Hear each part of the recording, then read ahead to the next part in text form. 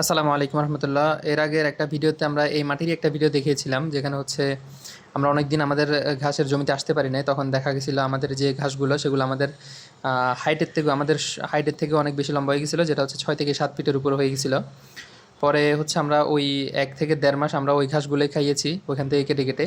মাঝখানে আমরা হচ্ছে ওই এই জমিরই হচ্ছে যেদিক থেকে কেটে আসছি ওই দিক থেকে হচ্ছে পরিচর্যা করে আসছি, মানে মাটি আলগা করে দিয়ে কীটনাশক দিয়ে আমরা ওই মাটিগুলার আবার পরিচর্যা করছি ওই ঘাসগুলারে।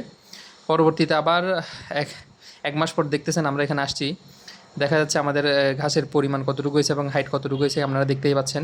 আর এখন হচ্ছে দুপুর 2টা, কি পরিমাণ যে গরম! একে তো রমজান, তার উপর হচ্ছে প্রচণ্ড রোদ।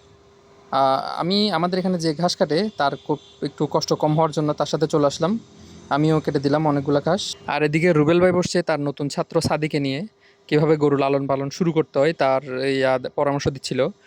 সাদি হচ্ছে রাজশাহী সিটিহাট থেকে প্রথম 3-4টা গরু আনছে এখন ঈদের করে প্রথমবারের মতো খামারি আর কি, প্রথমবারের মতো শুরু করলো।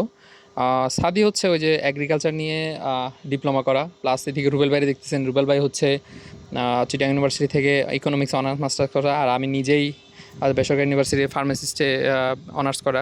আমাদেরকে এক কথায় বলা যায় হচ্ছে শিক্ষিত খামারি বলা যায় আর কি। আর রুবেল ভাই সবসময় আসেন হচ্ছে যে কোনো ধরনের পরামর্শ দেওয়ার জন্য। রুবেল ভাই প্রথমত ফ্যাটেনিংয়ে ছিল, প্রতি বছরই হচ্ছে নীলফামারে গিয়ে এখান থেকে গরু আনতো।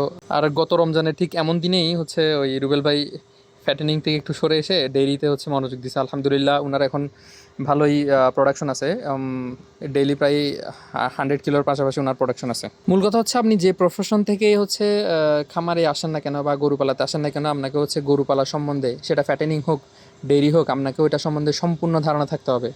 বাইরে একজনে কি করলো না করলো এগুলো দেখে বা ইউটিউব দেখে যদি আপনি মানে গরু পালায় আসেন বা খামার আসেন, তাহলে বলা চলে আপনি হচ্ছে এই খামারে ভালো কোনো পজিশন করতে পারবেন না আসলে।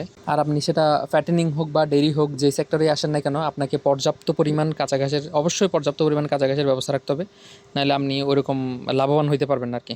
পরবর্তী ভিডিওতে দেখা হবে, আমাদের জন্য দোয়া করবেন। আসসালামু আলাইকুম রহমতুল্লাহ।